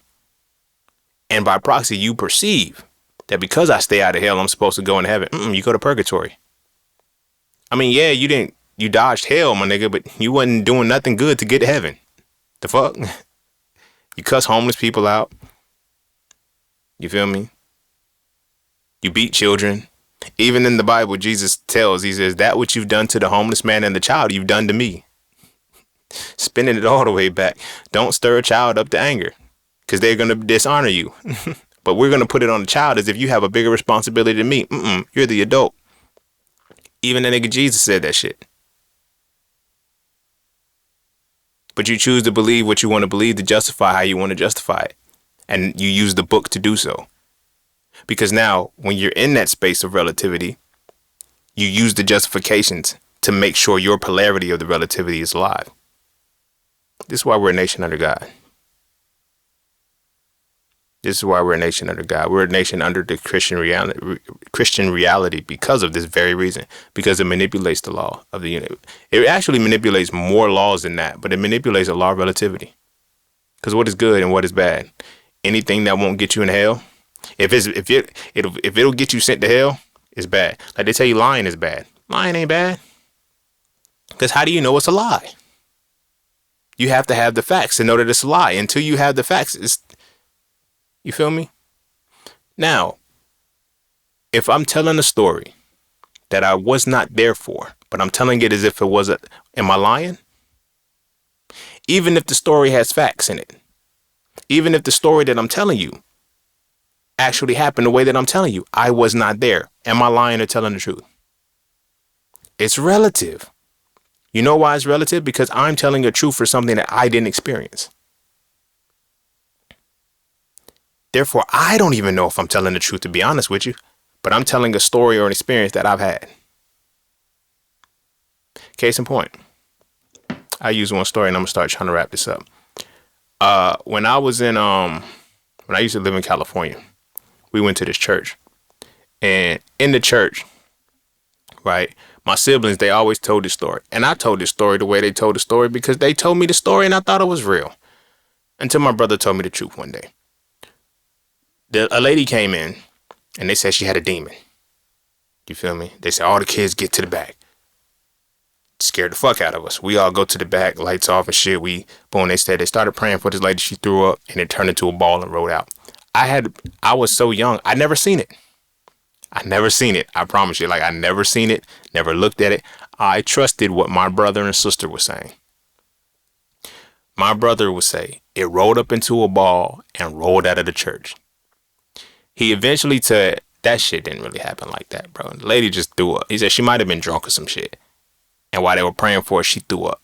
And they told us it was a demon.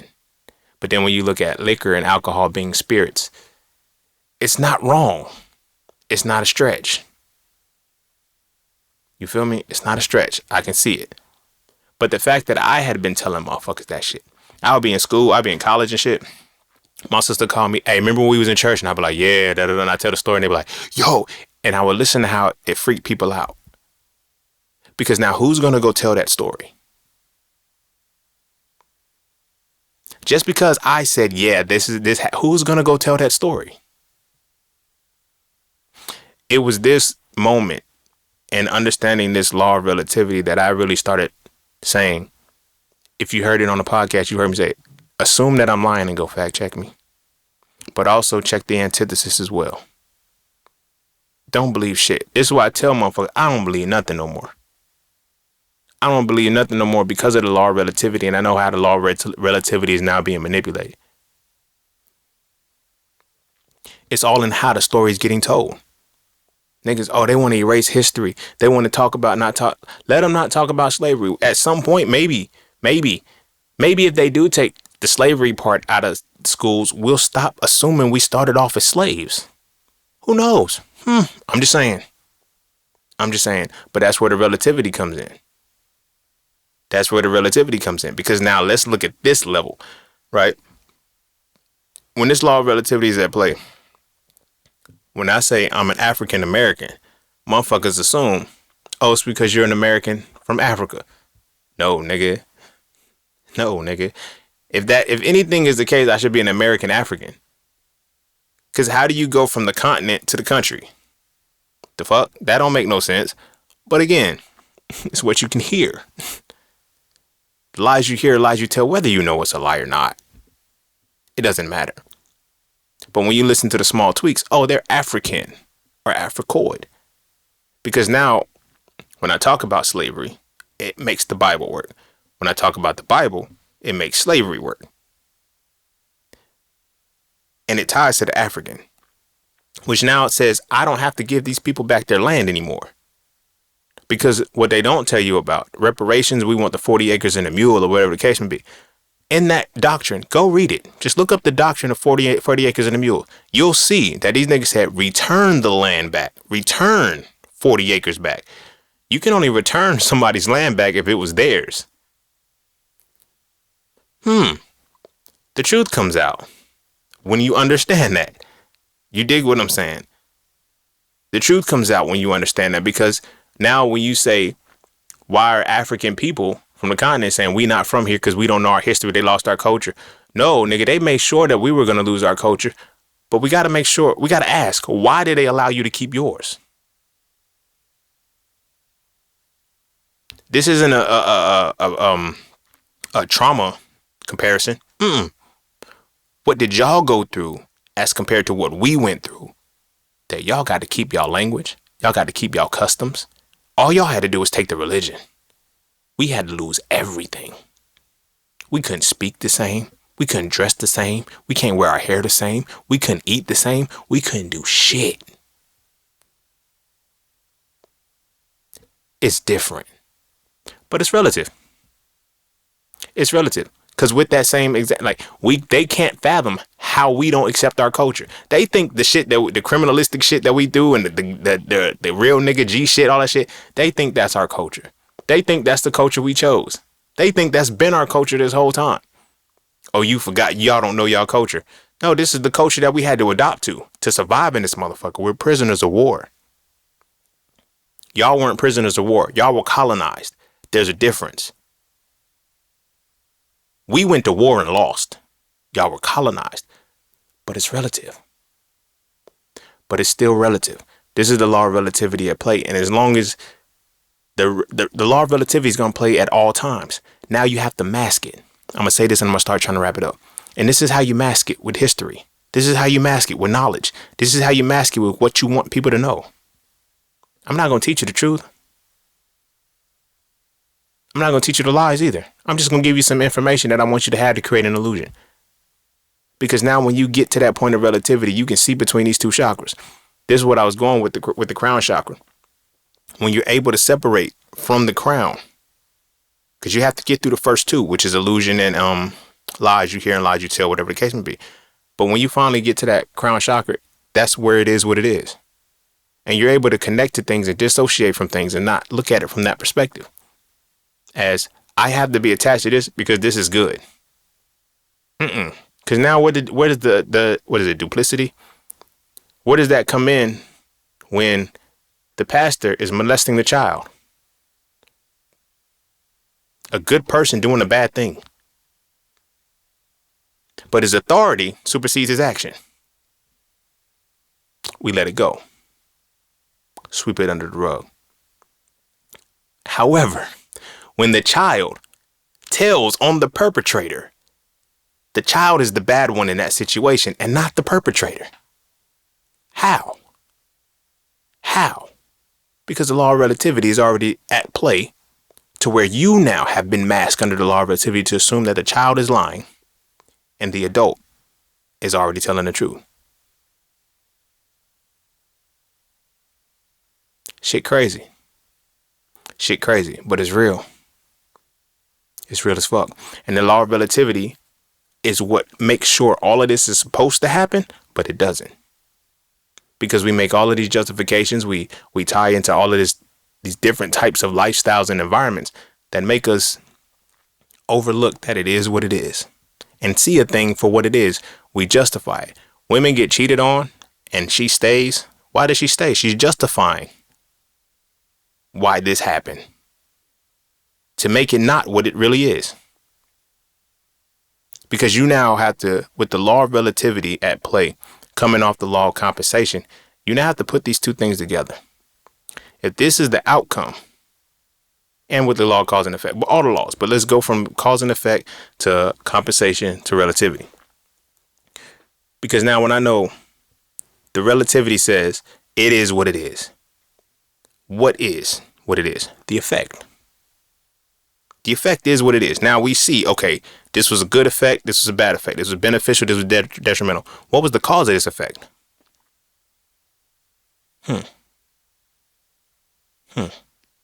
That was the cause of this effect. And this effect is what led to my compensation.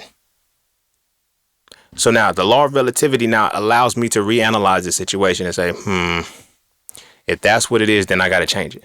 But we justify the shit according to authority, according to time. Well, I ain't gonna say time, tenure, according to our experiences and shit. We will justify the law of relativity away, as opposed to embracing that the law of relativity is at play. You dig what I'm saying? Because everything is everything, but everything is nothing. That's what makes it relative. Human beings to a mob was a mob to a king, was a king to a god, was a god to a non-believer.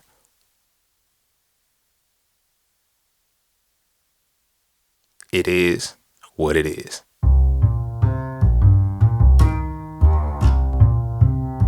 And don't forget to check out Cafe Clothing, formerly Just Scenes merch. Get all of your intricate designs crafted specifically for the melanated being to develop a positive imagery within self and to have a little bit of fun in the process. From the peace, love, knowledge, and freedom to the dead horses and water designs, all of the styles are crafted for the imagery to make you feel as you're supposed to feel. Because as I always say, the best way to fit in is to stand out. And what better way to stand out than with your exclusive styles from Cafe Clothing. All right. I'm going to go ahead and end it there. That's the law of relativity. I don't know if that was a good episode. I ain't going to hold you.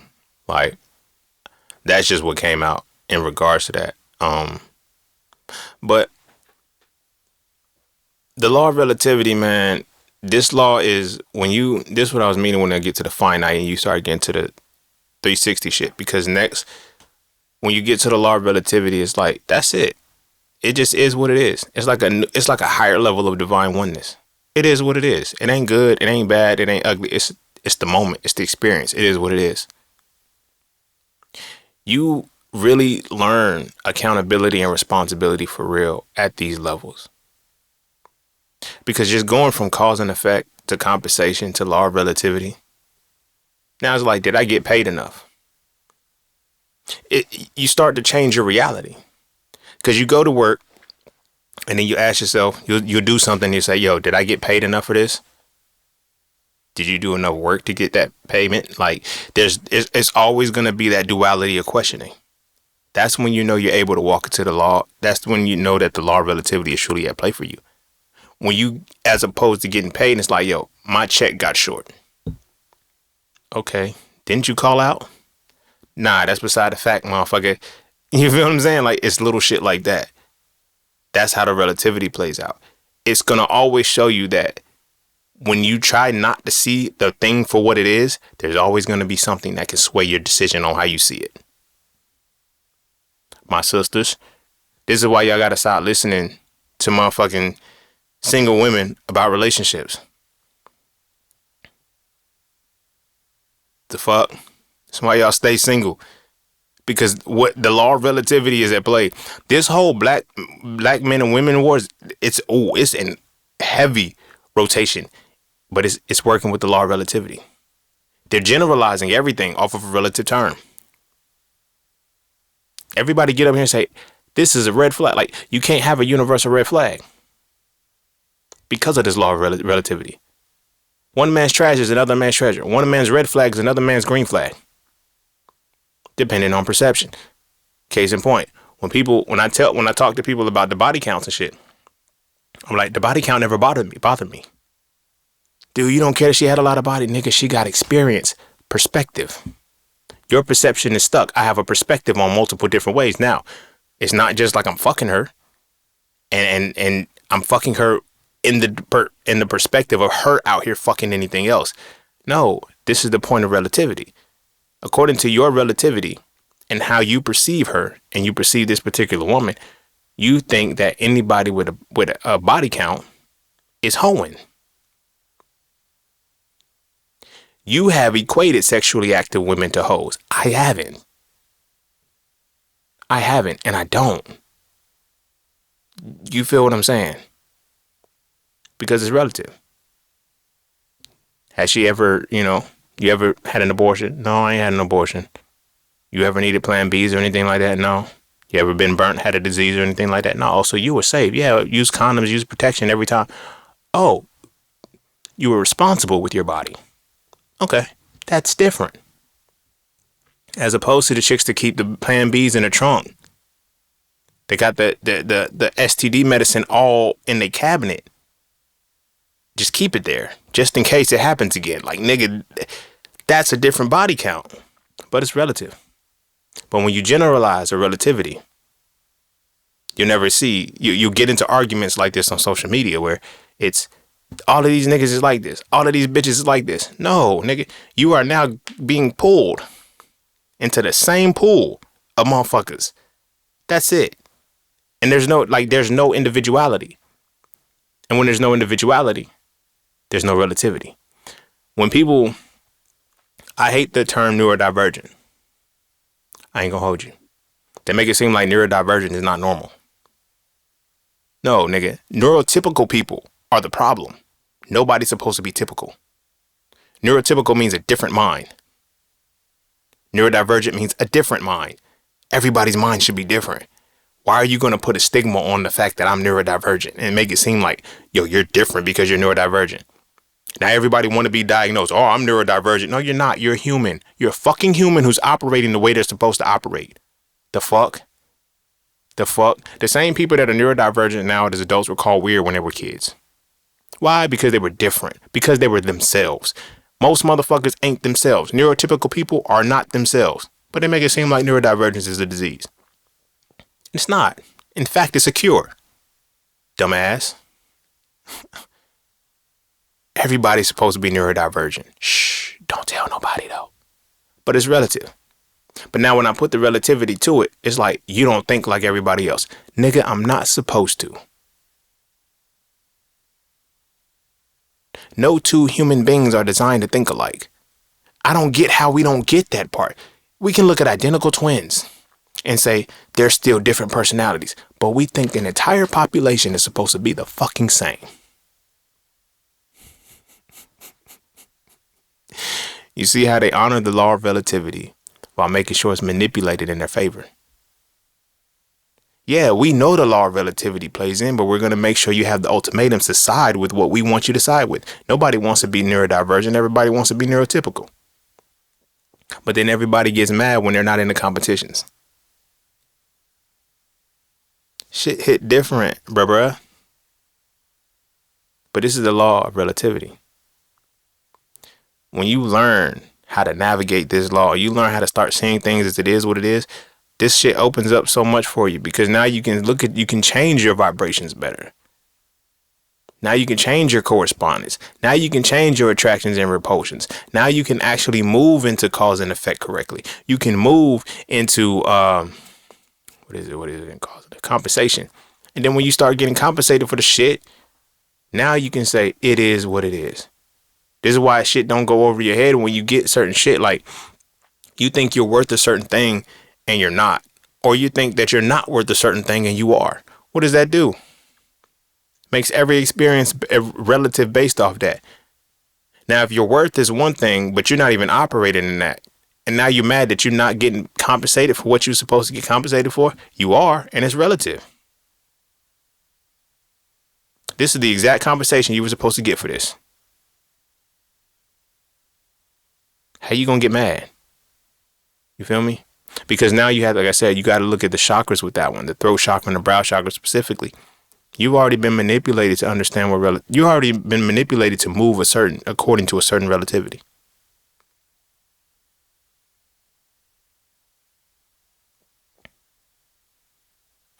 Because it's relative to the experiencer. Truth is relative to the experiencer. And this is where this law of universe comes in. People say, seek the truth. No, this is why it's your truth. But you have to always be willing to look for the lie. This isn't to say have trust issues or assume everybody's lying. By no means. This is to say, understand that you live in a world. You live in a world right now that is designed to give you half the truth and half the lie and allow you to decipher which is which.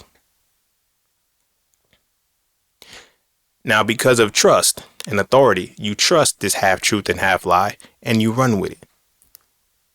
But you made a conscious decision to do so.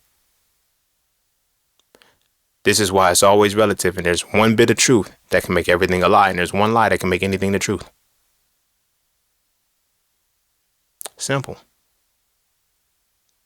Simple. But it's not simple if you don't know the laws of the universe, and you don't know how they're actually using the laws of the universe on you at will all the fucking time. And they give you ultimatums. Like, I'm going to say this and I'm going to really end it. The food god pyramid. The food god pyramid. They told you this is what you need to eat to have a healthy body, but it's all of these things that give you diseases. Niggas won't stop eating the food god pyramid. They just go take medicine. We gave you the ultimatum and we gave you the option. We gave you the information that you could have looked up and found. You chose not to. You chose to take the medicine. That ain't got shit to do with us. The food god pyramid guides you into the pharmaceutical companies. But semantics. Oh, this is the food god pyramid. This is what we're supposed to be eating. No, you're not. No, you're not. This shit is really bad for you. So bad that we have a system in place because we know when it's going to start being bad for you. But it's all relative to the experiencer. Some people never get sick. Some people never had to take medicine. Some people never eat the shit. Some people do eat the shit. Some people are allergic. Some people ain't. But it's all relative to how this experience is going to play out. So I can't tell you hey, don't do this because I'm doing this. I got a homie. He'll be sending me shit about raw vegans and shit getting sick and all of this other shit. I'm like, the fuck that got to do with me? I know what the fuck I'm doing. He said, man, all they eating is fruits and vegetables. Nigga, I eat fruit, vegetables, nuts and seeds, legumes, and whole grains.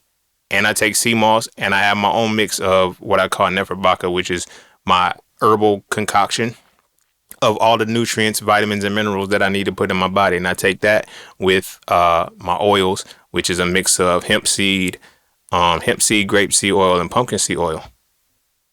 Like I get my nutrients. I don't know what them niggas is doing. I never said you could just do whatever, because I also know that they're depleting the food. So the nutrients are gone anyway. So you have to take supplementation. Niggas just out here eating oranges and apples with all of the plethora of shit that goes on. But it's relative to the experiencer. My experience is going to be different than the motherfucker who's not as knowledgeable as me. You dig what I'm saying? It is what it is. And it ain't what it ain't. But I'm going to go in there. Go kiss your babies. And our kids, look, when it comes to the law of relativity and break the hierarchy, bro. If you want to have good kids in a mass city, nah. But if you want to have quote unquote good kids, by all means, do your thing. But understand that you're going to open the door for them to not be able to navigate the bad kids. You feel me? And by proxy, don't just critique your kid for being fucking bad and then get mad when they can't navigate with the good kids. Teach them about relativity and teach them about the law of relativity being at play so they can see things in the moment. They're not bad kids. They made bad decisions. They made a bad choice that can be bounced back from. They not like, as soon as they do something, we label them. Our daughters have sex because we've been exposing them to all kind of shit that we didn't know that we were exposing them to. And now, oh, you fast and you a hoe. Nigga, no. This person was curious and you refused to give them what they were looking for. You feel me? Kids smoke weed and want to do the drugs and shit like that. No, nigga, they're trying to escape and find euphoria and you don't even know it. But it's relative. It's relative because you think a junkie's bad. If a junkie is really as bad as it is, why does drugs give you so much euphoria? That's where the addiction comes from, the feeling. It erases pain, my nigga. That's why the opioid crisis is what it is. You putting traumatized people on opioids.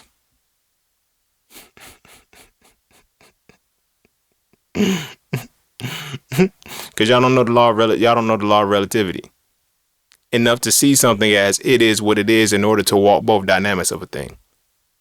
And that's where the problem comes in. We got to stop doing that to our babies. You feel me? But like I said, I'm going to go into there. Go kiss your babies. Make sure they eat their vegetables. And I'm going to see y'all on the next one.